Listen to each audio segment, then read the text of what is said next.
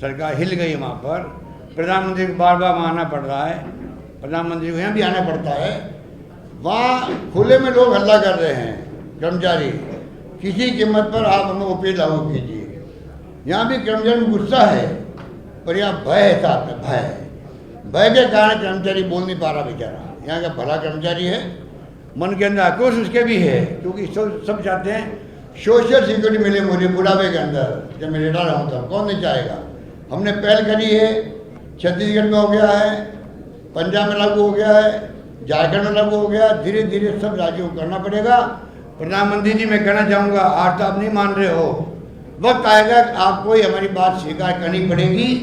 Social security कर्मचारी को देनी पड़ेगी, केंद्र में भी, राज्यों के अंदर भी। आज बीजेपी की तमाम राज्यों ने तय कर लिया है कि हमें किसी कीमत पर ओपीडी लागू नहीं करना है। ये उनका ध्येय बन गया है सब लोगों का, जो कि मैं उचित नहीं मानता हूँ। हमने पूरी स्टडी करने के बाद में एनपीएस का मैंने पहले भी आपको कहा, मैं वहाँ पर रिपीट नहीं करूँगा, शायद मैंने हिमाचल में कहा होगा, ह्यूमन राइट कमीशन विरोध कर रहा उसका। नंबर 1 हिमाचल में मैंने कहा प्रेस को। नंबर 2 CNAG, वो कह रहा 15 साल हो गए, 16 साल हो गए, अभी तक उसके नियम ही नहीं बने हैं। एनपीएस की जो नई पेंशन योजना है, ना उसके नियम बने हैं, ना प्रोसेस क्या होगा, कैसा अमाउंट कैसे मिलेगा, कोई अभी तक कार्रवाई नहीं हुई है। आप बताइए। और एनपीएस चल रही है अभी तक भी। नंबर 2 और नंबर 3 जुडिशियल पे कमीशन ने भी कहा हम इसको स्वीकार नहीं करते हैं। और इसलिए इनको कई राज्यों को खाली जनता को भ्रमित करने के लिए कमेटी बनानी पड़ रही है। हिमाचल भी है। बीजेपी के राज्य क्या कर रहे हैं कि चलो हमारे ऊपर दबाव आ रहा है, हम कमेटी बनाते देखते हैं क्या कर सकते हैं, वो टाइम पास करने के लिए। और लास्ट पॉइंट मेरा ये है, कल विजय सीतारमण है जो फाइनेंस मिनिस्टर है, उसने कहा है हम पैसा नहीं लौटाएंगे। जो पैसा जमा हो गया अभी तक हमारा 2004 के बाद में पैसा जमा हो गया है, और वो पैसे के लिए वो कह रही है हम ये पैसा लौटाएंगे नहीं। ये कर्मचारियों का पैसा कटा हुआ है, एक ट्रस्ट बनाया गया है भारत सरकार में, पैसा उसमें जमा होता है, और जो कटता पैसा केंद्र सरकार का या कर्मचारी का और स्टेट गवर्नमेंट का, वो जमा उसमें होता है। अब मुझे बताइए, जो किस्तें जमा हुई है अभी तक, उससे वो इनकार कर रही है। आप वित्त मंत्री हो भारत सरकार की, आपको अगर पैसा जो जमा आपके पास ट्रस्टी के रूप में है, और हमने वापस लागू कर दी पुरानी पेंशन योजना, वो हमारा पैसा है, और लौटाने में आप आनाकानी कर रही हो, इनकार कर रही हो, इससे बड़ा दुर्भाग्य क्या होगा। क्या इतना दिवालिया हो गया केंद्र सरकार। वो स्टेट गवर्नमेंट जो जो करेगी ओपीएस, उस पैसे को लौटाने में आपको तकलीफ हो रही है। उस पैसे में आपका कैसे अधिकार हो सकता है। जवाब वो दे। स्टेटमेंट दे दिया उन्होंने डराने के लिए राज्य सरकारों को। हम परवाह नहीं करेंगे, हम तो ओपीएस लागू कर दिया है, लागू होकर रहेगी।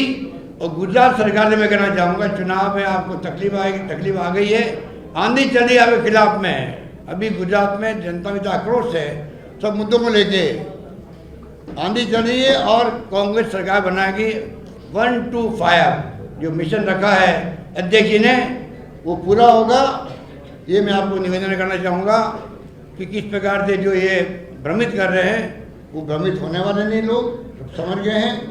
और लास्ट बात ये है कि जो मैंने आपको कहा था, ये आप पार्टी फतफत कर रही है यहाँ बैठे बैठे, जिस प्रकार से बोल रही थी गांव में जा करके, जैसे मतलब पूरा गुजरात को उन्होंने कब्जा कर लिया है।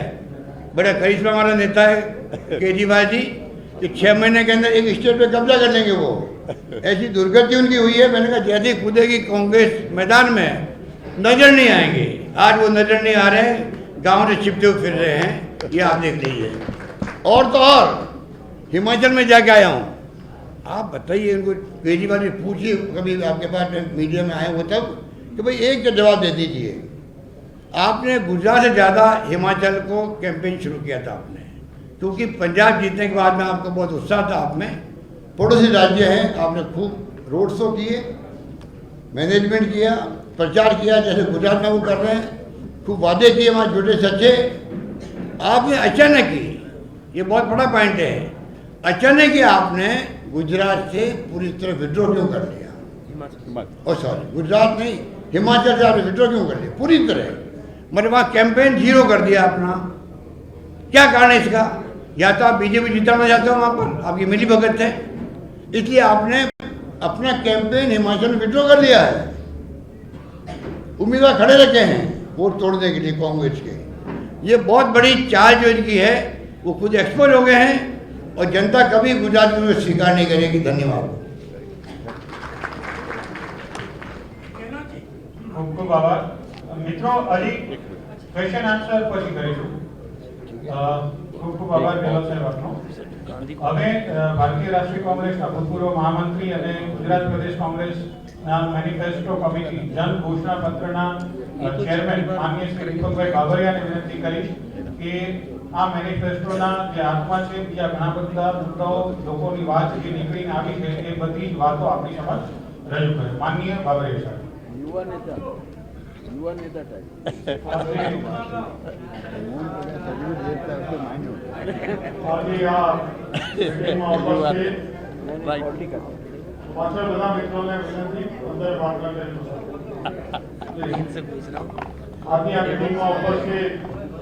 राजस्थान यशस्वी मुख्यमंत्री श्री आदरणीय गहलोत साहब, एआईसीसी इंचार्ज आदरणीय रघु शर्मा जी, प्रदेश समिति प्रमुख आदरणीय श्री जगदीश भाई, अत्र उपस्थित श्री मोहन प्रकाश जी, के हरि प्रसाद जी, के मुनिरप्पा जी, प्रदेश वरिष्ठ આગેવાનો भाई श्री भाई सोलंकी, श्री सिद्धार्थ भाई, श्री शक्तिसिंह भाई, श्री अर्जुन भाई, श्री अमित भाई, અહીંયા हमारी वच्चे उपस्थित एआईसीसी मंत्रियों श्री उषा नायडू जी, वीरेंद्र जी, संदीप जी, रामकिशन ओझा जी, पवन खेड़ा जी, आलोक शर्मा जी, हमारा manifesto committee advisory committee member અને ડ્રાફ્ટિંગ ગ્રુપના પણ મેમ્બર એવા અમીબેન યાજ્ઞિક, श्री अशोक भाई पंजाबी, प्रभाबेन काव्या, चंद्रिकाबेन, भाई खुर्शीद भाई, भाई घनश्याम भाई, जितेंद्र भाई पिचड़िया, शैलेश भाई परमार, इंद्रजीत सिंह गोहिल, अत्रे उपस्थित एवं भाई श्री मनीष भाई જે મારા કમિટીના કો કન્વીનર છે, બેન શ્રી સોનલબેન, અમારી આખી ટીમમાં જેમણે સતત મારી સાથે સહયોગ કર્યો છે એવા ભાઈ શ્રી રંજીભાઈ, ભાઈ શ્રી એહસાનભાઈ અને અહીંયા ઉપસ્થિત સર્વે પત્રકાર મિત્રો, વરિષ્ઠ આગેવાનો, મંચ ઉપર ઉપસ્થિત મધ્ય પ્રદેશમાંથી આવેલા સિનિયર આગેવાનો, આપ સૌનું આ વિમોચન પ્રસંગે ખૂબ અભિવાદન કરું છું, સ્વાગત કરું છું. શ્રી ગેહલોત સાહેબે વિમોચન કર્યું, કેટલીક મહત્વની વાત કરી. अभी आइए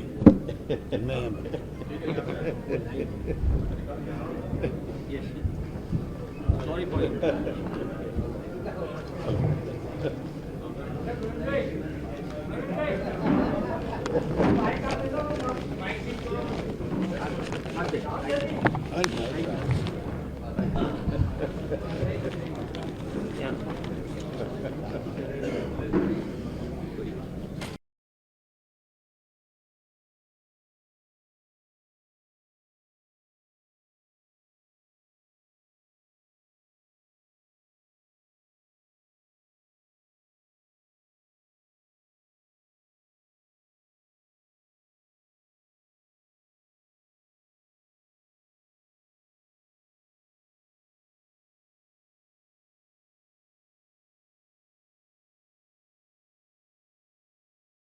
જેમને સમગ્ર ભારતમાં એક વિશેષ મોડેલ આપ્યું છે રચનાઓનું, રચનાત્મક કામોનું, જેઓ ગાંધીવાદી નેતા તરીકે પ્રખ્યાત છે એવા માનનીય અશોક ગેહલોતજી.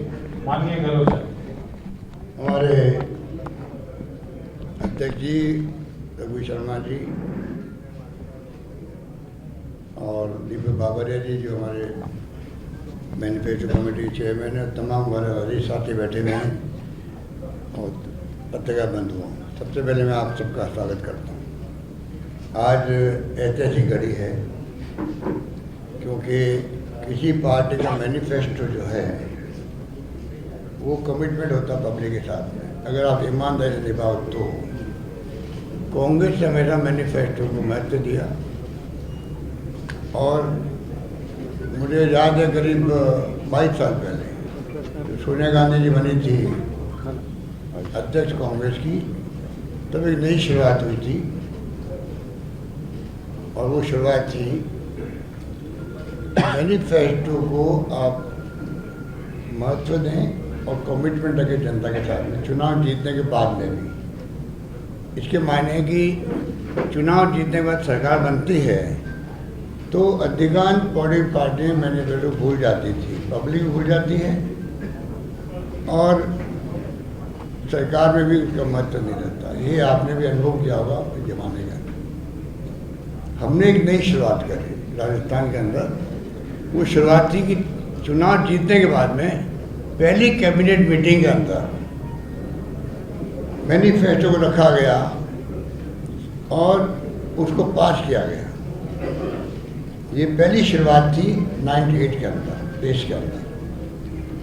तो स्वतः ही सरकारी एजेंडा में आ गए, सरकारी डॉक्यूमेंट बन गया। तमाम कलेक्टर, तमाम सेक्रेटरी सबको कॉपी उपलब्ध हुई। एक्स्ट्रा छपानी पड़ी तो हमने छपाई, पर पूरे राजस्थान में कलेक्टर तक में कॉपी गई। ये हमारा मैनिफेस्टो जो था, चुनाव जीतने के पहले वादे किए थे, हम चाहेंगे कि इसके आधार पर वादे निभाएं हम लोग और उसी ढंग से आपको भी फैसले करने हैं तमाम अधिकारियों को। एक घोषणा पत्र का जन घोषणा पत्र भी राहुल गांधी जी ने बताया है। राहुल गांधी जी ने कहा आप जनता को पूछ के मैनिफेस्टो बनाओ। उसके पहले कमेटी बनती थी नेताओं की और वो अपने हिसाब से नाप तोल करके मैनिफेस्टो बनते थे। ये जो राहुल गांधी जी की सोच थी, इसमें हमें जनता को पूछ करके उनकी भावना क्या वो परिलक्षित होनी चाहिए मैनिफेस्टो के अंदर। उसके बाद में आप देख रहे हो कि जन घोषणा पत्र जारी होने लग रहे हैं। सिस्टम वही रहा है। चुनाव जीतने के बाद में मैंने जब मैं मुख्यमंत्री दूसरी बार बना तब भी और तीसरी बार तब भी, हम तीनों बार हमने उसको कैबिनेट में रखा है, पहली कैबिनेट के अंदर रखा है। और आप देखेंगे कि गुजरात के अंदर आप लोग प्रदेशवासियों को मैं आह्वान करना चाहूँगा, मैनिफेस्टो बहुत शानदार आ रहा है, प्रतिबद्धता के साथ आ रहा है, समर्पित है जनता के लिए। और जो राहुल गांधी की भावना के साथ में जो भाड़े जोड़े यात्रा चल रही है, चाहे महंगाई का मुद्दा हो, चाहे बेरोजगारी का मुद्दा हो, या जो देश में जो माहौल है तनाव का, हिंसा का, वो समाप्त हो, प्यार मोहब्बत और भाईचारे हम लोग रहें, ये मुद्दा हो, या शिक्षा हो या स्वास्थ्य सेवाएं हो या किसानों के मुद्दे हों, तमाम मुद्दों का समावेश किया गया है। और यहाँ पे भी आप देखेंगे कि सरकार बनने के बाद में पहले कैबिनेट के अंदर यही मैनिफेस्टो जो है वो सरकारी डॉक्यूमेंट बन जाएगा। मैं आपको विश्वास दिलाता हूँ। इस रूप में हम लोगों ने एक नई शुरुआत कर ली और जो कमिटमेंट किए गए हैं, पहले चार्जशीट जारी की गई बीजेपी सरकार के खिलाफ में, उसका बड़ा महत्व है। चार्जशीट जारी करना कांग्रेस के लिए एक मैसेज है पब्लिक को, इनके खिलाफ क्या क्या चार्ज लगते हैं। चार्ज तो बहुत सारे होते हैं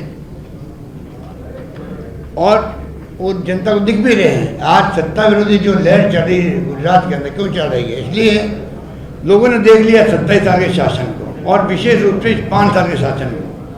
कोरोना में लोग मर गए, बचा सकती थी सरकार। आज गुजरात सक्षम राज्य है देश का, आज़ादी के पहले से ही। क्या कारण है इतना कमजोर हो गया? एक महामारी विश्व स्तर पर आ गई। राजस्थान जैसा स्थिर मुकाबला कर सकता है, नंबर 1 बन सकता है देश के अंदर। भीलवाड़ा मॉडल हमारा राजस्थान में नहीं बल्कि दुनिया में पहुंच सकता है। उसका आधार बना कि सबने मुकाबला किया कोरोना का। तो क्या कारण है? यहाँ तो सब संपन्न साधन सब मामले हैं, अस्पताल है, भीड़ लगी रही अस्पताल के बाहर और वहाँ पे ड्रिप चढ़ती गई। क्या नहीं होगा? शराब से लोग मर गए, या शराबबंदी है, नकली शराब बना पेट पीने पड़ता उनको। और मौलवी के अंदर क्या हुआ मालूम आपको? मैंने तो सुना बाद में 12 लाख रुपये खर्च हुए। आप कल्पना कीजिए, 135 लोगों की जान चली गई।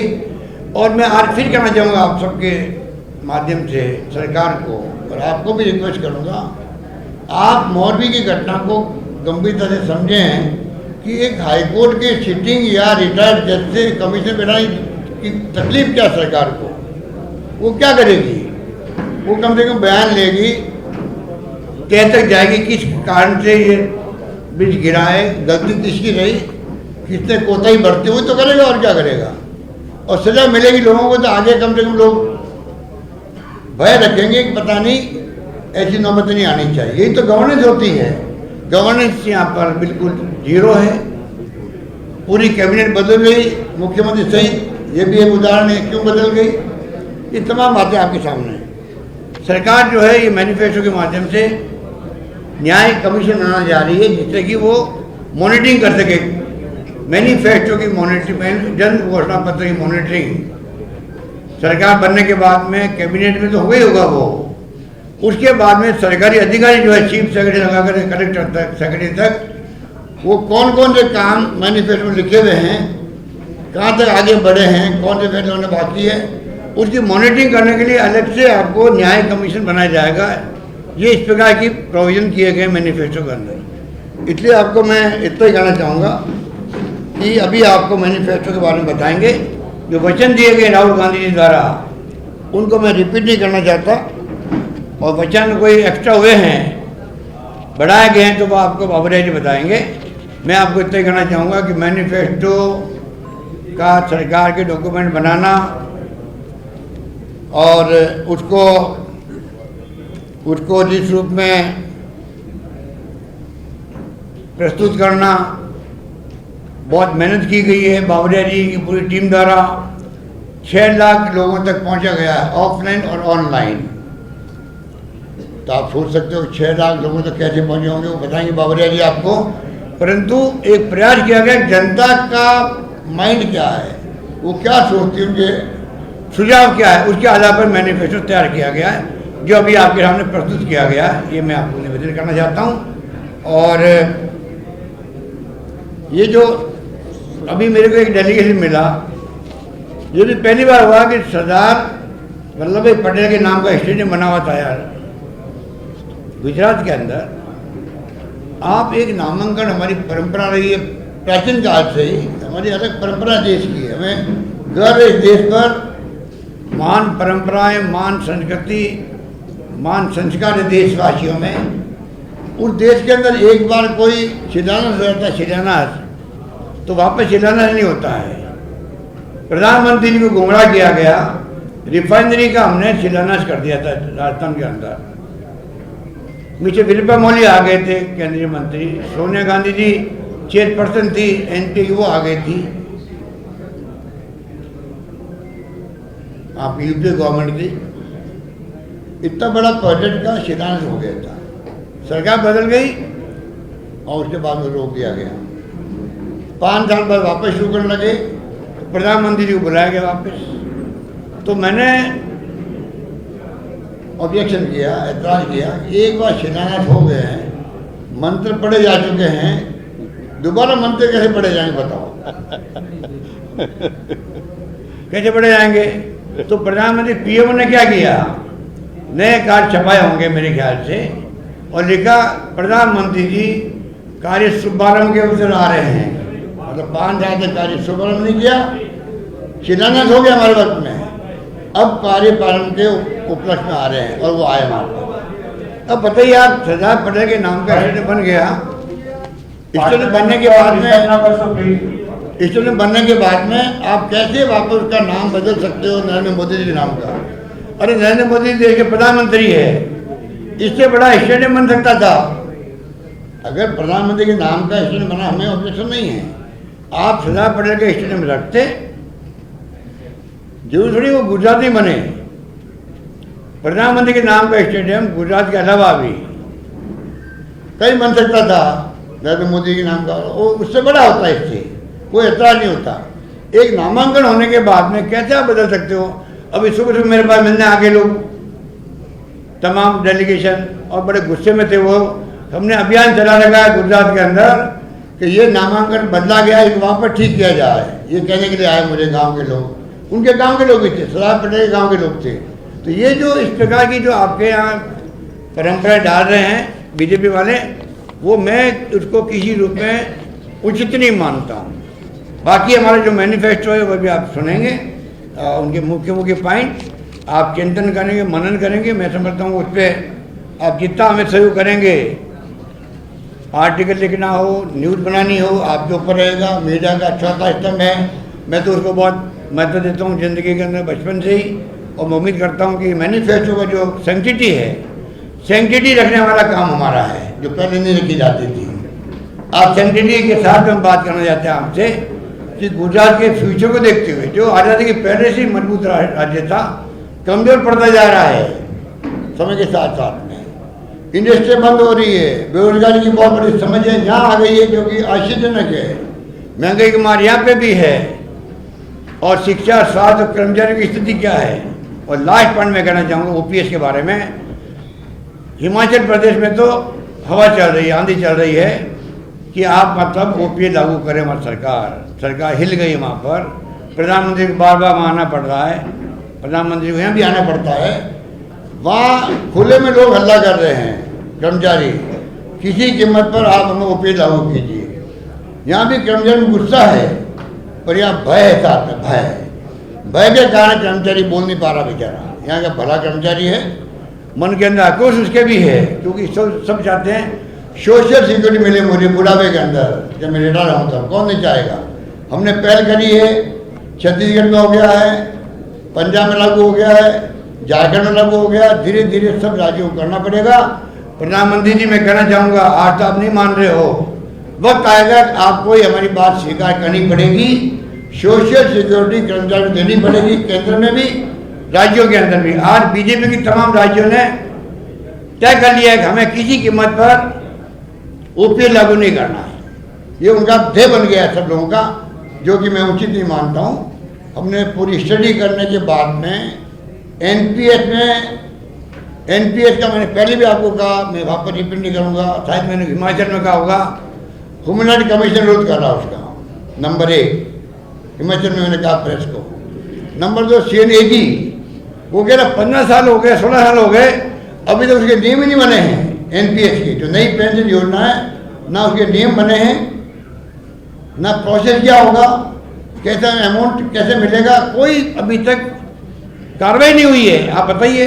और एनपीएस चल रही है अभी तक भी, नंबर 2। और नंबर 3, जुडिशियल पे कमीशन ने भी कहा हम इसको स्वीकार नहीं करते हैं। और इसलिए इनको कई राज्यों को खाली जनता को भ्रमित करने के लिए कमेटी बनानी पड़ रही है। हिमाचल भी है, बीजेपी के राज्य क्या कर रहे हैं कि चलो हमारे ऊपर दबाव आ रहा है, हम कमेटी बनाते देखते हैं क्या कर सकते हैं, वो टाइम पास करने के लिए। और लास्ट पॉइंट मेरा ये है, कल विजय सीतारमण है जो फाइनेंस मिनिस्टर है, उसने कहा है हम पैसा नहीं लौटाएंगे। जो पैसा जमा हो गया अभी तक हमारा 2004 के बाद में पैसा जमा हो गया है, और वो पैसे के लिए वो कह रही है हम ये पैसा लौटाएंगे नहीं। ये कर्मचारियों का पैसा कटा हुआ है, एक ट्रस्ट बनाया गया है भारत सरकार में, पैसा उसमें जमा होता है। और जो कटता पैसा केंद्र सरकार का या कर्मचारी का और स्टेट गवर्नमेंट का, वो जमा उसमें होता है। अब मुझे बताइए, जो किस्तें जमा हुई है अभी तक, उससे वो इनकार कर रही है। आप वित्त मंत्री हो भारत सरकार की, आप अगर पैसा जो जमा आपके पास ट्रस्टी के रूप में है, और हमने वापस लागू कर दी पुरानी पेंशन योजना, वो हमारा पैसा है, और लौटाने में आप आनाकानी कर रही हो, इनकार कर रही हो, इससे बड़ा दुर्भाग्य क्या होगा। क्या इतना दिवालिया हो गया केंद्र सरकार। वो स्टेट गवर्नमेंट जो करेगी ओपीएस, उस पैसे को लौटाने में आपको तकलीफ हो रही है। उस पैसे में आपका कैसे अधिकार हो सकता है। जवाब वो दे। स्टेटमेंट दे दिया उन्होंने डराने के लिए राज्य सरकारों को। हम परवाह नहीं करेंगे, हम तो ओपीएस लागू कर दिया है, लागू होकर रहेगी। और गुजरात सरकार से मैं कहना चाहूँगा, चुनाव में आपको तकलीफ आएगी, तकलीफ आ गई है, आंधी चली आपके खिलाफ में। अभी गुजरात में जनता में तो आक्रोश है, सब मुद्दों को लेके आंधी चल रही है, और कांग्रेस सरकार बनाएगी 1 to 5 जो मिशन रखा है अध्यक्ष जी ने, वो पूरा होगा। ये मैं आपको निवेदन करना चाहूँगा कि किस प्रकार से जो ये भ्रमित कर रहे हैं, वो भ्रमित होने वाले नहीं, लोग समझ गए हैं। और लास्ट बात ये है कि जो मैंने आपको कहा था, ये आप पार्टी फतफत कर रही है यहाँ बैठे बैठे, जिस प्रकार से बोल रही थी गांव में जा करके, जैसे मतलब पूरा गुजरात को उन्होंने कब्जा कर लिया है। बड़े करिश्मा वाला नेता है केजरीवाल जी कि 6 महीने के अंदर एक स्टेट पे कब्जा कर लेंगे वो। ऐसी दुर्गति उनकी हुई है। मैंने कहा जैसे कूदेगी कांग्रेस मैदान में नजर नहीं आएंगे। आज वो नजर नहीं आ रहे, गांव से छिपते हुए फिर रहे हैं, ये आप देख लीजिए। और तो और हिमाचल में जाके आया हूँ। आप बताइए इनको, केजरीवाल जी पूछिए कभी आपके पास मीडिया में आए हो तब कि भाई एक का जवाब दे दीजिए। आपने गुजरात से ज़्यादा हिमाचल को कैंपेन शुरू किया था आपने, क्योंकि पंजाब जीतने के बाद में आपको बहुत उत्साह था। आप में पड़ोसी राज्य हैं, आपने खूब रोड शो किए, मैनेजमेंट किया, प्रचार किया, जैसे गुजरात में वो कर रहे हैं, खूब वादे किए वहाँ झूठे सच्चे। आपने अचानक ही, ये बहुत बड़ा पॉइंट है, अचानक ही आपने गुजरात से पूरी तरह विड्रॉ क्यों कर लिया? और सॉरी, गुजरात नहीं, हिमाचल से आपने विड्रॉ क्यों कर लिया पूरी तरह? मतलब वहाँ कैंपेन जीरो कर दिया अपना। क्या कारण है इसका? या तो आप बीजेपी जिताना चाहते हो वहाँ पर, आपकी मिली भगत है, इसलिए आपने अपना कैंपेन हिमाचल में विड्रॉ कर लिया है। उम्मीदवार खड़े रखे हैं वोट तोड़ने के लिए कांग्रेस के। ये बहुत बड़ी चाल जो इनकी है वो खुद एक्सपोज हो गए हैं, और जनता कभी गुजरात में स्वीकार नहीं करेगी। धन्यवाद।